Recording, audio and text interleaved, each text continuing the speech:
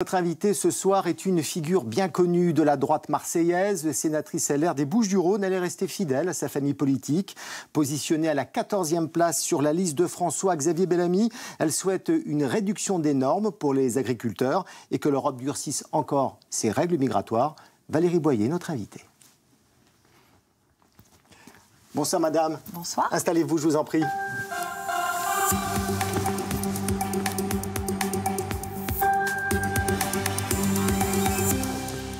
Merci d'avoir accepté cet entretien et on va débuter avec une photo de l'Ukraine, le bombardement d'un supermarché à Kharkiv. Emmanuel Macron s'est dit prêt à autoriser Kiev à frapper les sites militaires russes avec des missiles livrés par la France. Approuvez-vous cette décision du chef de l'État ? Le problème, c'est l'ambiguïté dans laquelle nous nous trouvons, parce que l'Ukraine, aujourd'hui, a besoin d'armes pour se défendre. C'est notre engagement, c'est l'engagement des Européens, c'est l'engagement du monde libre. Maintenant, nous ne souhaitons pas une escalade du conflit aujourd'hui. Et là, effectivement, Emmanuel Macron, tout seul, fait prendre une décision extrêmement importante aux Français et aux Européens. On va aborder le premier thème, l'immigration. Vous proposez de construire des barrières physiques aux frontières extérieures de l'Union européenne, qui comptait en 2022 plus de 2000 km de clôture, contre 315 en 2014, c'était multiplié par 6. Plusieurs pays européens, comme le Luxembourg, soulignent que ces barrières n'ont pas montré leur efficacité. Est-ce qu'ils se trompent, nos amis du Luxembourg ? Je pense que c'est une mesure parmi tant d'autres. Nous proposons justement que les examens de droit d'asile soient examinés ailleurs. Je rappelle qu'aujourd'hui, en France, mais c'est la même chose en Europe, mais en France en particulier, parce que la France est plus touchée que les autres pays européens, je crois que c'est plus de 80% des personnes qui sont déboutées du droit d'asile après un examen de leur demande, qui coûte très cher aux contribuables français et européens. Mais malgré tout, ces personnes restent sur place, restent en France, restent en Europe. Et nous recevons et nous avons reçu aussi beaucoup de personnes, je pense aux Afghans notamment, qui étaient déboutés du droit d'asile en Allemagne et qui sont venus en France. Donc Afghans et Syriens, ce sont les deux premières catégories de migrants. Nous souhaitons, et que des hommes. La plupart du temps. Parce qu'on parle beaucoup des femmes afghanes, mais on ne les voit pas beaucoup sur les routes. Ce sont des hommes. Ces hommes aussi, il faut dire que... Et vous proposez un choc de conditionnalité. Bien sûr. Alors pour résumer, on verse plus de fonds européens aux pays qui ne gèrent pas le départ des clandestins, c'est cela ?